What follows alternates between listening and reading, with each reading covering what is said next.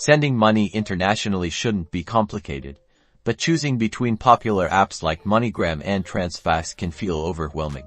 Let's break it down step by step. First, consider reach. Moneygram generally boasts a larger global network, available in over 200 countries with numerous physical agent locations for cash pickup alongside bank deposits and mobile wallets. Transfast, while having a smaller footprint than Moneygram, often offers strong coverage and competitive rates, particularly for transfers to specific regions like Asia, Africa, and parts of Latin America, focusing primarily on bank deposits and cash pickup. Next, think about speed. Both services can offer fast transfers, sometimes within minutes, especially for cash pickup or debit card-funded transactions, but bank deposit times can vary depending on the destination country's banking system for both. Step 3 involves fees and exchange rates. Why euro a crucial factor? Always compare the total cost. Check the transfer fee and the exchange rate offered by both Moneygram and Transfast right before you send, as these change constantly and significantly impact how much your recipient gets.